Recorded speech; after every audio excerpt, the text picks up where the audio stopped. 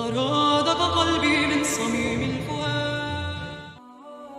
Sunan Gresik atau dikenal dengan Syekh Maulana Malik Ibrahim.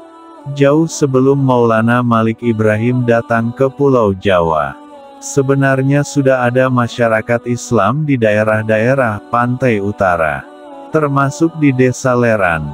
Hal itu bisa dibuktikan dengan adanya makam seorang wanita bernama Fatimah binti Maimun yang meninggal pada tahun 475 Hijriah atau pada tahun 1082 Masehi. Jadi sebelum zaman Wali Songo, Islam sudah ada di Pulau Jawa, yaitu daerah Jepara dan Leran. Tetapi Islam pada masa itu masih belum berkembang secara besar-besaran.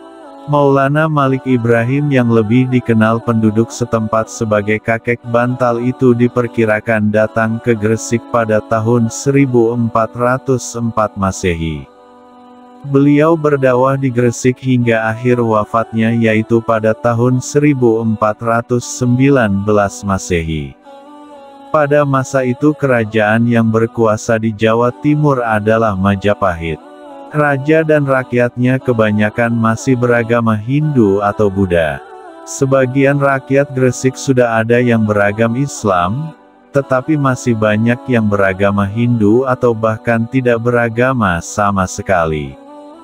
Dalam dakwah kakek bantal menggunakan cara yang bijaksana dan strategi yang tepat berdasarkan ajaran Al-Quran yaitu, hendaklah engkau ajak ke jalan Tuhanmu dengan hikmah kebijaksanaan, dan dengan petunjuk-petunjuk yang baik serta ajaklah mereka berdialog, bertukar pikiran, dengan cara yang sebaik-baiknya. Qs.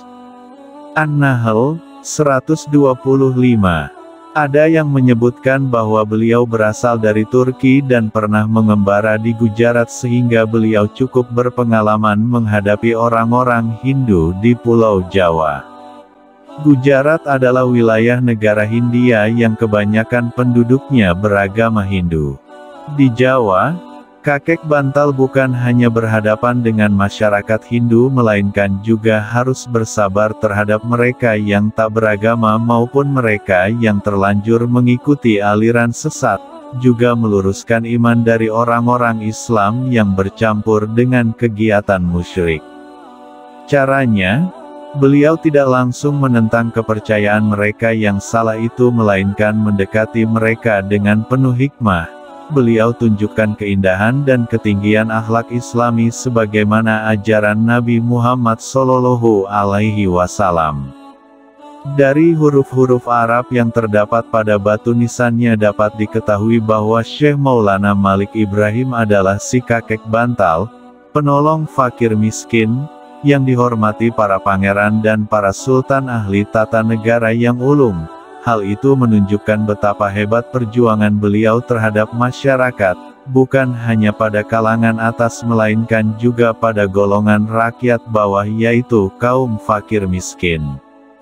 Keterangan yang tertulis di makamnya ialah inilah makam almarhum Al-Maghfur, yang berharap rahmat Tuhan, kebanggaan para pangeran, para sultan dan para menteri, penolong para fakir dan miskin, yang berbahagia lagi syahid, cemerlangnya simbol negara dan agama, Malik Ibrahim yang terkenal dengan kakek bantal.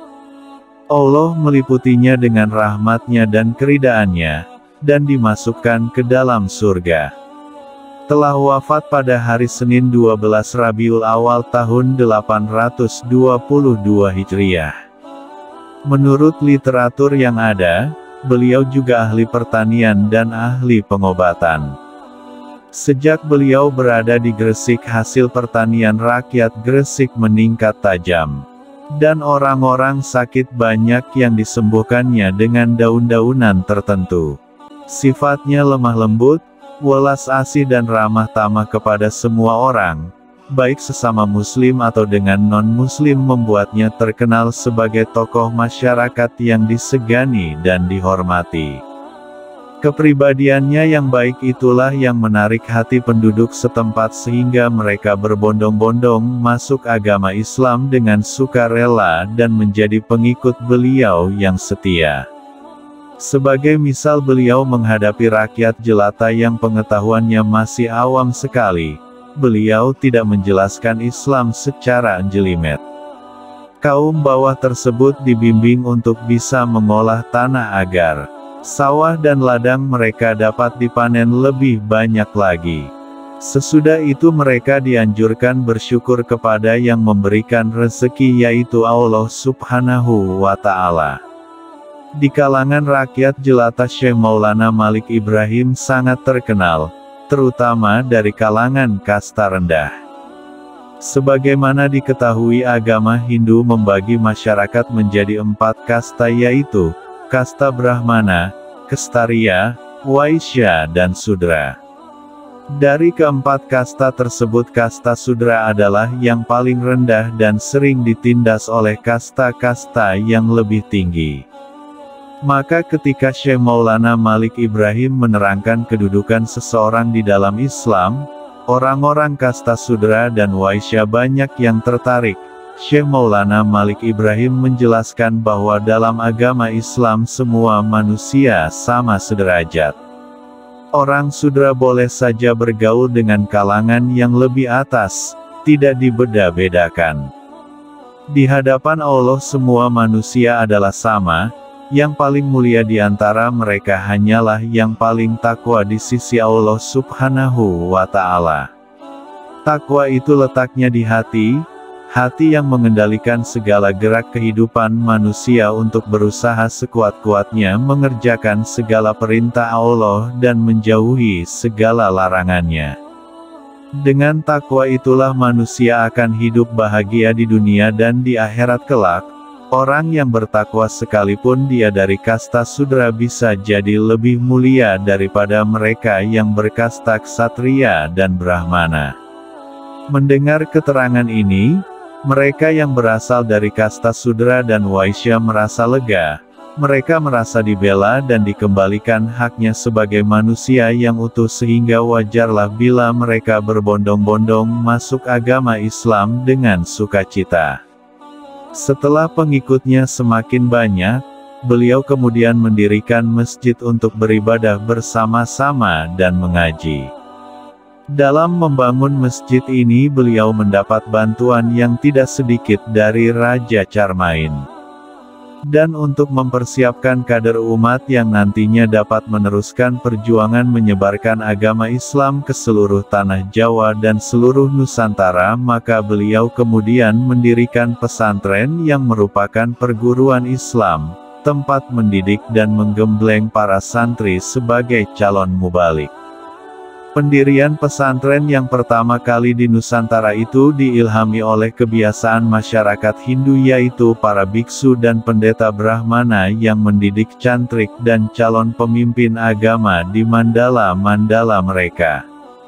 Inilah salah satu strategi para wali yang cukup jitu, orang Buddha dan Hindu yang mendirikan mandala-mandala untuk mendidik kader tidak dimusuhi secara frontal, melainkan beliau-beliau itu mendirikan pesantren yang mirip dengan mandala-mandala miliki kelompok Hindu dan Buddha tersebut untuk menjaring umat.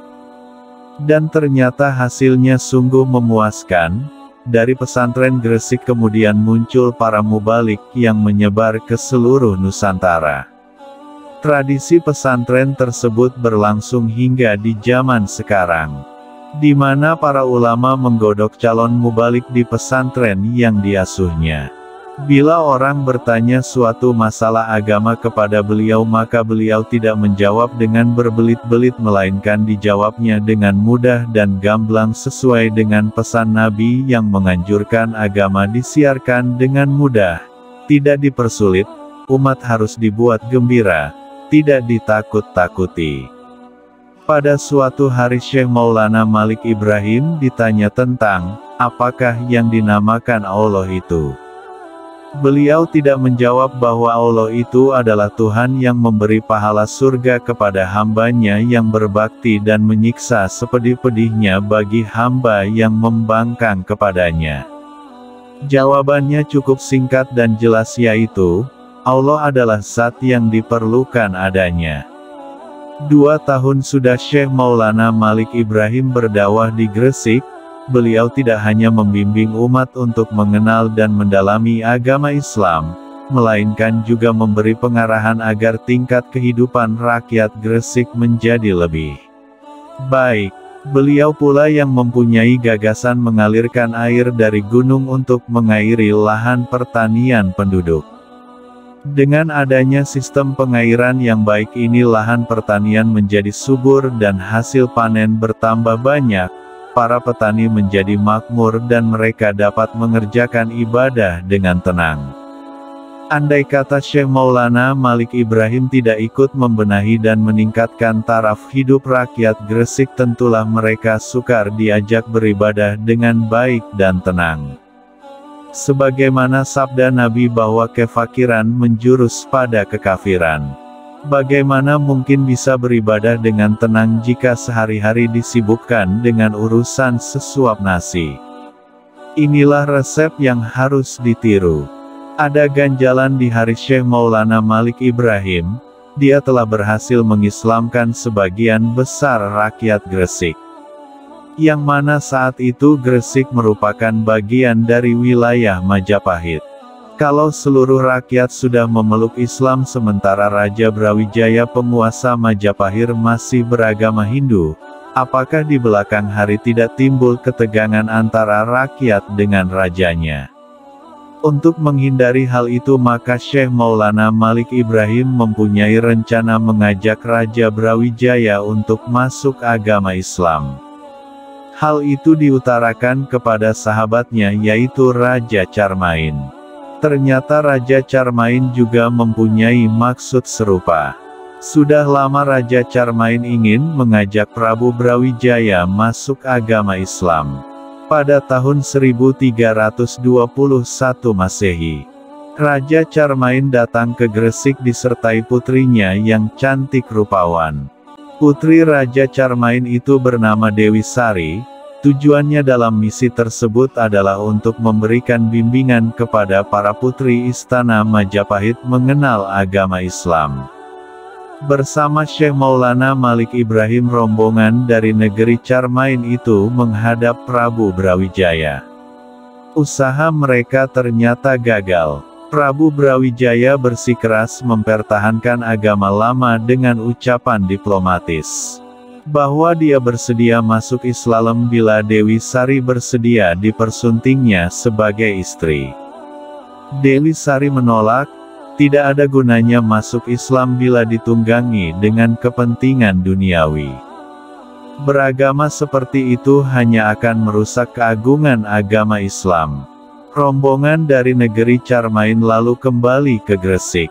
Mereka beristirahat di Leran sembari menunggu selesainya perbaikan kapal untuk berlayar pulang. Sungguh sayang sekali. Selama peristirahatan di Leran banyak anggota dari negeri Carmain yang diserang wabah penyakit. Banyak di antara mereka yang tewas, termasuk Dewi Sari. Kabar kematian Dewi Sari terdengar ke telinga Prabu Brawijaya. Raja yang memang tertarik dan merasa jatuh cinta kepada Dewi Sari itu kemudian menyempatkan diri beserta para punggawanya berkunjung ke Leran. Raja Brawijaya memerintahkan kepada para punggawanya untuk menggali kubur dan memakamkan Dewi Sari dengan upacara kebesaran. Setelah rombongan dari negeri Carmain itu meninggalkan pantai Leran, Prabu Brawijaya menyerahkan seluruh daerah Gresik kepada Syekh Maulana Malik Ibrahim untuk diperintah sendiri di bawah kedaulatan Majapahit. Penyerahan wilayah itu adalah siasat dari sang raja agar rakyat Gresik yang beragama Islam itu tidak memberontak kepada rajanya yang masih beragama Hindu. Amanat Raja Majapahit itu diterima oleh Syekh Maulana Malik Ibrahim dengan sukarela.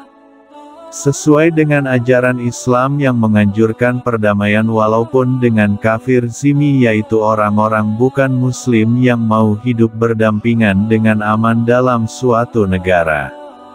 Demikianlah sekilas tentang Syekh Maulana Malik Ibrahim, seorang waliullah yang dianggap sebagai ayah dari Wali Songo. Beliau wafat di Gresik pada tahun 882 Hijriah atau 1419 Masehi.